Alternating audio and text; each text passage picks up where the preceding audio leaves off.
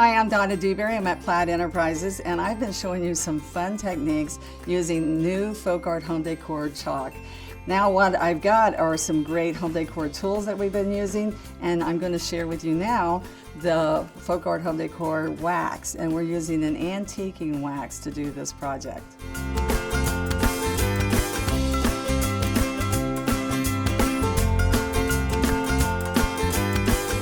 I've chosen a small piece of molding with some decorative accents, and I want you to know how I started this. The first thing I did was use our FolkArt Home Decor Chalk Cinnamon, and I used that first. I did a nice coat on here, let it dry for 2 hours. Then I chose to put a Spanish moss coat of chalk on top of here, and I let that dry for 2 hours. Now after that's all done, I've taken my sanding block and I've sanded along here to get the distress effect that I wanted. See how you sand down just to get as much as you want off of here. This gives it a real rich look, all right?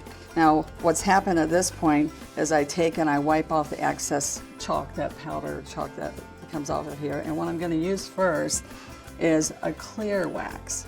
Now this home decor clear wax, what's going to happen with it is that it's going to seal and protect this molding, and it also makes it easier for you to put the dark antiquing wax on top. It's going to give you a nice rich look, and what it does is that sometimes that's intimidating because it gets really dark on your piece because of the ultra matte finish. It kind of sucks and absorbs the antiquing wax in. So when we put this on here, we're going to take and let this sit and dry, which I already have one that has been drying for me, and we'll put that to the side. And what's really important though now that I do with this is that I'm going to also take my lint-free white cloth and I'm going to buff it up just a little bit to get it ready for me to put our antiquing wax on top.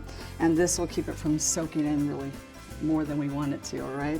So now we're going to use our dark wax. Now the important thing about the waxes is that we stir them first and not shake them. That's really important. And I'm going to go, it's my antiquing wax, and we're going to put it right on top of the finish that we already have on. And then you can determine how dark you want this to be, but what was really nice is that when this is all done, we have a nice luster on here, rich look. And so I don't want it too dark, but I want the darkness to stay inside the crevices. Okay, so now I'm taking my cloth at this, I'm not letting this one dry. I am taking and I'm going to wipe it off as I go to the sheen that or the deepness that I want it to look like, and all the crevices, okay?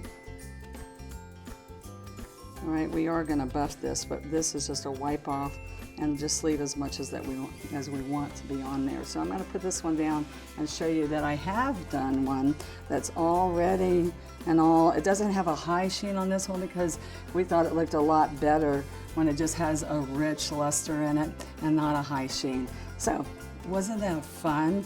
I love using the different colors of wax, and if you want to learn more about the waxes, FolkArt Home Decor Wax how-to videos are available for you to go and find out more.